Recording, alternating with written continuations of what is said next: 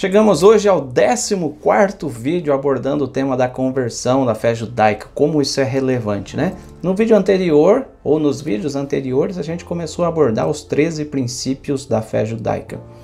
No último vídeo, nós abordamos o primeiro princípio, crermos em Deus como o Criador de todas as coisas. A partir do primeiro até ao quinto princípio, nós falamos exclusivamente sobre Deus. Mas por que disso? Por que é tão relevante 5 dos 13 princípios da fé judaica abordarem sobre Deus? Bom, primeiro porque Deus é o mais importante em toda a história, né? Deus é o mais importante em tudo isso. A nossa relação com o Criador é um ponto fundamental da nossa vida. E segundo, porque se nós cremos num Deus Criador, sempre vão surgir muitas outras perguntas. Quantos deuses existem? Será que Jesus também é Deus? Qual é a forma de Deus? Tudo isso está relacionado com o Criador e a gente vai falar sobre esses temas, sobre cada um desses assuntos nos 13 princípios da fé judaica. Hoje nós vamos abordar então o segundo tema, o segundo dos 13 princípios da fé judaica, que fala de um único Deus.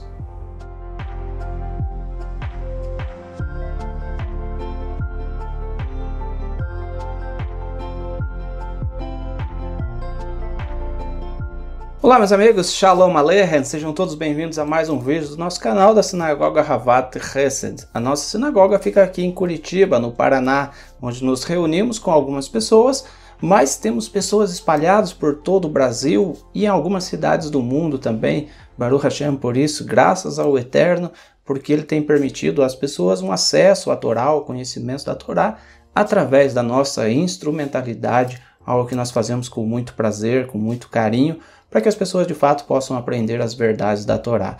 Não, nós não somos os detentores da verdade, mas a gente tenta trazer o conhecimento da Torá que Deus tem permitido a nós para as pessoas sinceras mundo afora, né?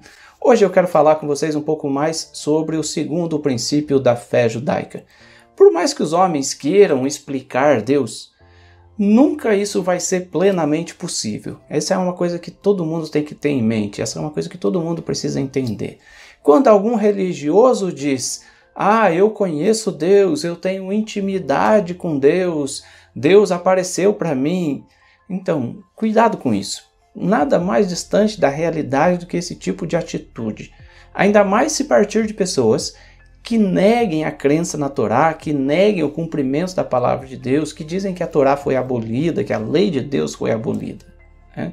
Quem conhece os 13 princípios da fé judaica já sabe, e basta algumas perguntas aí para desmentir esse tipo de afirmação, né? Se Deus te apareceu, qual é a forma dele? O que foi que ele te disse de fato? Para a humanidade em geral, há uma infinidade de deuses. Há crenças que apontam para vacas e outros animais como sendo deuses, né? Há a crença nos deuses da mitologia grega. Você já deve ter ouvido falar dos deuses do Olimpo, que deram origem à Olimpíada, né? Você já deve ter ouvido falar dos deuses da igreja romana, né? Oriundos aí da fé romana. Crenças num Deus trino, né? Na crença em 3 divindades divididas em um só. Mas afinal, qual que é a visão judaica, um princípio judaico a respeito disso? Bom, é isso que a gente vai falar no segundo princípio da fé judaica. Se você tem o Sidur Rinat Israel da editora Sefer, abre aí na página 120. Ani ma'amin be'emunah shelema, shehaboreh itbarach shemo hu yachid ve'en yachidut kamohu beshum panim ve'hu levado Eloheinu hayahu ve'yihyeh. Eu creio com fé completa que o Criador, bendito seja o seu nome, Ele é o único e não há unicidade como a dele, de nenhuma maneira. E só Ele é o nosso Deus. Ele existiu, existe e existirá para sempre. Quantas lições a gente pode extrair baseadas apenas neste conceito, né? Várias delas. Mas como a gente tem feito, a gente vai fazer apenas o cerne da questão, o ponto fundamental desse segundo princípio aí, que é que Deus é um e uma unidade inigualável e infinita. Isso também está na canção Igdal, como a gente tem dito. Ele é um, não há unidade como a sua. Ele é oculto, sua unidade é infinita, na canção Igdal. Primeiro, onde na Torá a gente tem isso do segundo fundamento, de que Deus é um e que não há outro? Bom, isso é a parte mais fácil, né? Todo judeu sabe, Shema Israel, Adonai Eloheinu, Adonai Echad. Deuteronômio capítulo 6, versículo 4. Ouve Israel, o Eterno é o nosso Deus, o Eterno é um. Se você permite que haja qualquer pensamento fora disso, isso já é considerado dentro da fé judaica como Avodah Zará, ou como idolatria, pois viola o mandamento principal do Shema Israel e viola também um dos 10 mandamentos que diz em Êxodo capítulo 20, versículo 3, não terás outros deuses diante de mim. Não pode haver para um judeu outros deuses, além do Deus de Israel, que é um e que é o Criador de todas as coisas. Sim, a humanidade criou seus muitos deuses, a sua infinidade de deuses, nos vários segmentos religiosos. Mas para nós, povo judeu, povo de Israel, há um só Deus. Ele é o Criador e ele é um, indivisível, inigualável e infinita. Nem mesmo se você pegar aí a Sefirot, né, da árvore da vida, você vai ser capaz de separar Deus em diferentes emanações, em diferentes formas. Então, isso é pura idolatria, tá? Isso é tão sério que sempre que se fala que o principal mandamento da fé judaica, sempre se fala do Shema Israel. Portanto, não terás outros deuses diante de mim. Vamos ler um pouquinho, voltar aí ao livro do Aryeh Kaplan, né? Esse livro aqui, Ani Maamin, e ele fala sobre o segundo princípio. Ele nos diz que trata da unidade de Deus. Nós acreditamos que a causa de tudo é uma só. Ele não é, porém, da mesma forma que um membro ou um par de uma espécie. Não é, portanto, como uma coisa única que pode ser dividida em uma série de elementos. Deus não se divide, tá?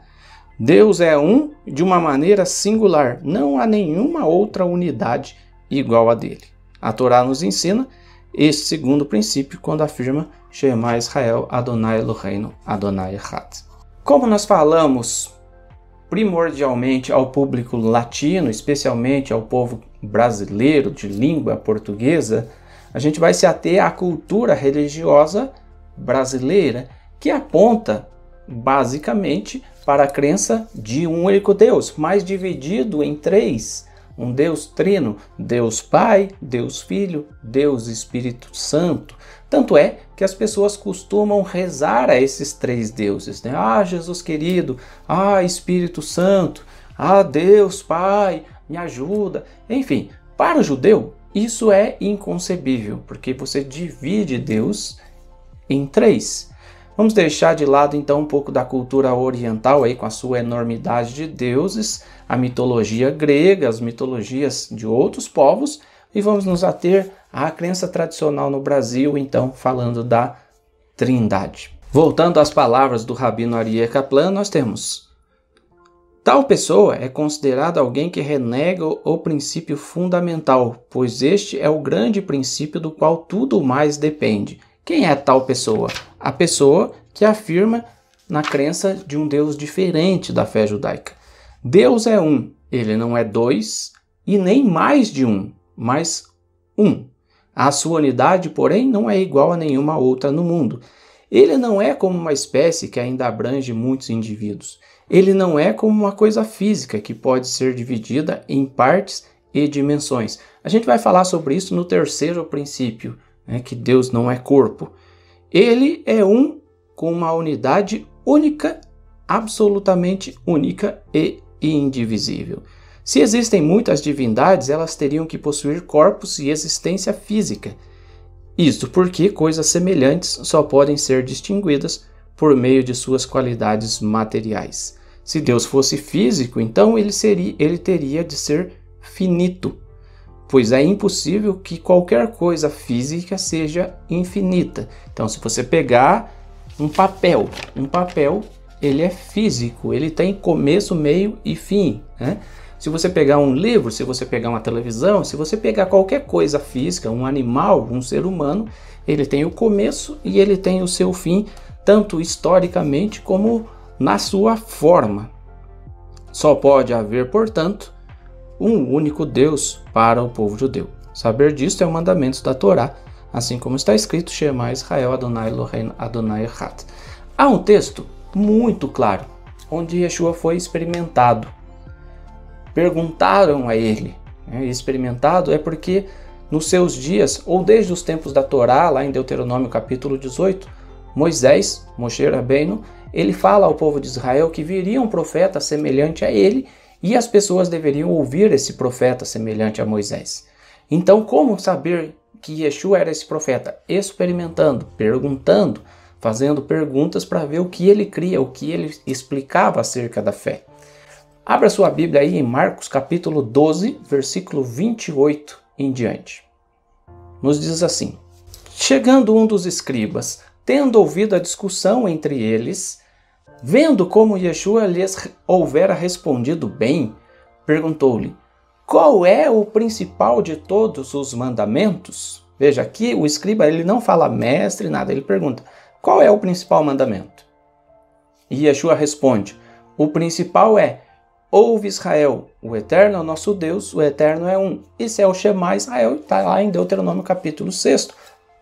Como eu tenho dito, qualquer judeu religioso, em qualquer dos segmentos judaicos, sejam ele ortodoxo, liberal, reformista, ou mesmo judaísmo messiânico, deveria entender que Deus é um, de uma unidade inigualável e infinita. Aí Yeshua continua: amarás, pois, o Senhor teu Deus de todo o teu coração, de toda a tua alma, de todo o teu entendimento e toda a tua força. E segue: o segundo é: amarás o teu próximo como a ti mesmo. Não há outro mandamento maior do que estes. E disse-lhe o escriba: muito bem, mestre. Aqui o escriba já chama Yeshua de mestre. Muito bem, mestre. E com verdade disseste que ele é um, e não há outro senão ele. Deus é um e não há outro senão ele. Olha aí o princípio da fé judaica nos dias de Yeshua ou nos dias de Jesus.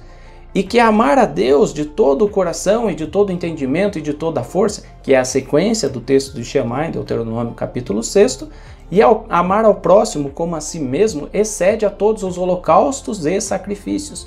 Isso é mais importante do que os sacrifícios de expiação de pecados. E vendo Jesus, vendo Yeshua, que ele havia respondido sabiamente, declarou-lhe: não estás longe do reino de Deus. E já ninguém mais ousava interrogá-lo. Quantos detalhes a gente consegue perceber aqui, né? Já falei do questionamento para provar se Yeshua era mesmo um profeta citado por Moisés. Já falei da resposta clara de Yeshua sobre o maior mandamento. Yeshua, ele não fica, veja bem, não, todos os mandamentos são importantes. Não, Yeshua dá uma resposta direta e clara. Shema Israel Adonai Eloheinu Adonai Echad. Esse é o principal mandamento. Veja a colocação do escriba: muito bem, mestre. E com verdade disseste que ele é um e não há outro. O escriba sabia, porque os escribas também eram conhecedores da lei. Ele sabia de que só havia um Deus, que não havia outro. E a resposta de Yeshua para o escriba: você não está longe do reino. Ou seja, quem crê diferente desse princípio de que há um Deus, mas divides, de que há vários deuses, que eu posso cultuar vários deuses, consequentemente está distante do reino de Deus.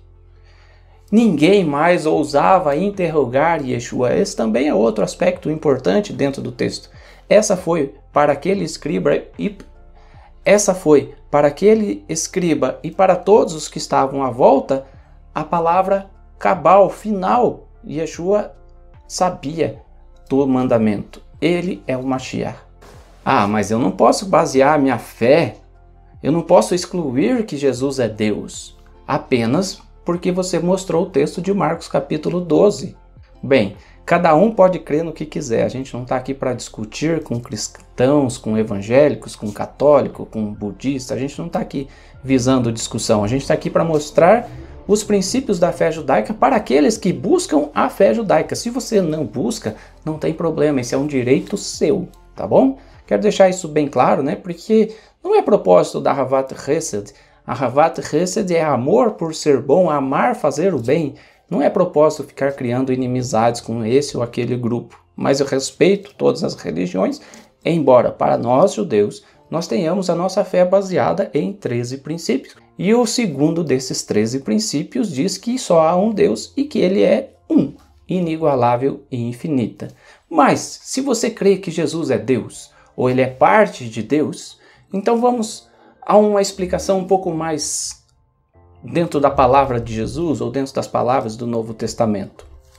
Existe um conceito muito comum aí de que Deus é onisciente, onipotente e onipresente. Logo, se Jesus é Deus, ele deveria ser onisciente, onipotente e onipresente. Mas vamos ver o que a Bíblia diz, o que o Novo Testamento diz. Abra lá em Mateus capítulo 24, versículo 36. Vamos ver se Jesus é de fato onisciente. Entretanto, a respeito daquele dia e hora da vinda do Mashiach, ou do retorno do Mashiach, entretanto, a respeito daquele dia e hora, ninguém sabe, nem os anjos dos céus, nem o Filho, senão exclusivamente o Pai. Ele mesmo diz que ele não sabia o dia da sua volta, então ele não é onisciente, certo? Um outro texto está lá em Lucas capítulo 8, versículo 43 até o versículo 48. Esse texto fala de uma mulher que tinha o fluxo de sangue. Se você ler, você vai ver que Yeshua fala assim: quem me tocou? Os discípulos respondem para ele: mestre, a multidão te aperta, como é que a gente vai saber quem te tocou? Se ele é onisciente, por que ele perguntaria quem me tocou? Essa é uma boa reflexão que você tem que fazer. Leia o texto de Lucas capítulo 8, versículo 43 até o 48. Agora, onipotente, será que Jesus era onipotente? Será que ele podia tudo? Bom, vamos ler o que ele mesmo diz. Abra sua Bíblia agora em Mateus capítulo 26, versículo 39. Indo um pouco mais adiante, prostrou-se com o rosto em terra e orou: meu Pai, se for possível, afasta de mim este cálice. Contudo, não seja como eu quero, mas sim como tu queres. Então veja bem, esse texto ele é muito importante. Ele é onipotente? Ele podia ou não podia? Se ele não podia, ele não é onipotente, porque ele teria força para fazer tudo. No entanto, aqui mostra um outro detalhe também. A minha vontade e a sua vontade. Significa que Yeshua tinha a vontade própria. E Deus tinha a sua vontade. E a vontade de Deus, o Deus de Israel, o Deus de Mashiach e Yeshua, prevalecia. Então mostra aqui que ele tinha a vontade dele, mas a vontade de Deus é soberana. E ele se sujeitou à vontade de Deus. Nós também nos sujeitamos à vontade de Deus e por isso nós não somos onipotentes. Embora algumas pessoas sejam prepotentes, nós não somos onipotentes. Nós não temos o poder de tomar todas as decisões. No fim das contas, é a vontade de Deus que prevalece. Agora vamos ver se Yeshua ou Jesus era de fato onipresente. Abra sua Bíblia em João capítulo 11.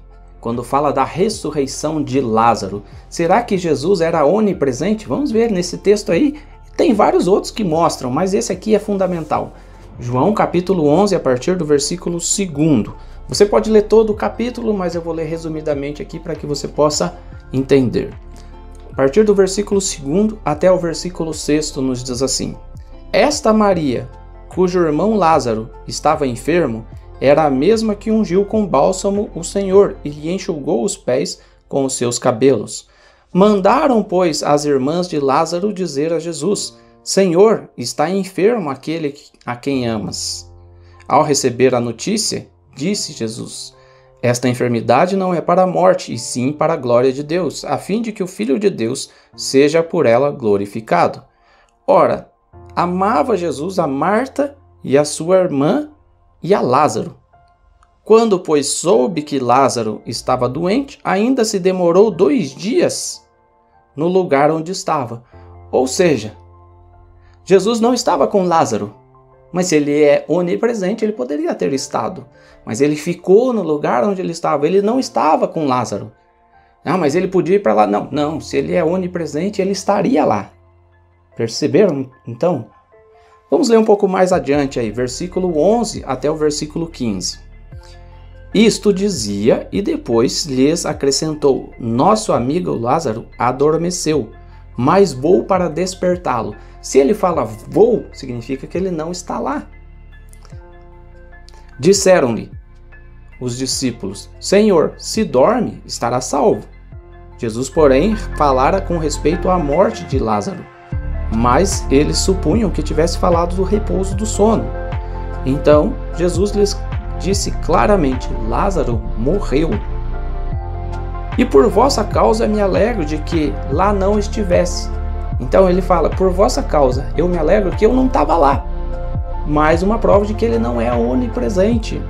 Ele não é Deus, para que possais crer, mas vamos ter com ele. Então, por vossa causa, leia de novo o versículo 15. Por vossa causa me alegro de que lá não estivesse. Ele não estava lá. Se ele não estava lá, ele não é onipresente.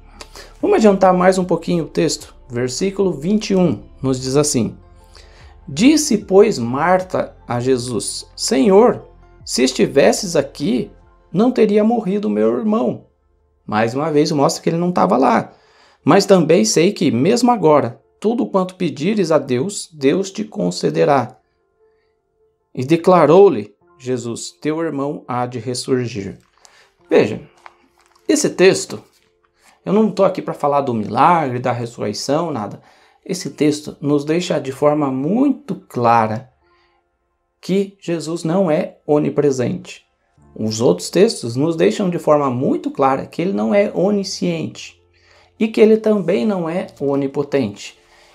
Então, como dizer que Jesus é Deus? Ele fala: eu vou pedir ao Pai. Deus pede algo a alguém? Por isso, de qualquer forma, não há espaço na fé judaica para a crença num Deus divisível. O Shema Israel sempre seguirá como a regra fundamental da fé judaica. Na próxima aula, a gente vai falar sobre o Eterno de uma outra forma. Será que Deus tem um corpo?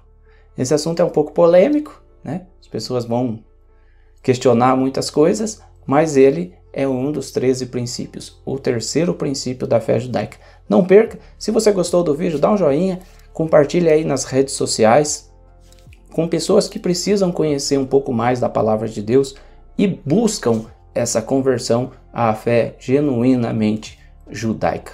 Yeshua era um praticante, um rabino praticante da fé judaica, e ele cumpriu a Torá em todos os seus aspectos, e isso dá para nós a confiança cada vez maior de que ele é o Mashiach ben Davi, um Messias, filho de Davi, que virá para resgatar o povo de Israel, para salvar e para trazer de volta à terra, através da restauração do Tikkun Olam, ao jardim do Éden, e quando Deus finalmente poderá voltar a habitar entre o seu povo. Que Deus te abençoe, um grande abraço, shalom e até a próxima. Tchau!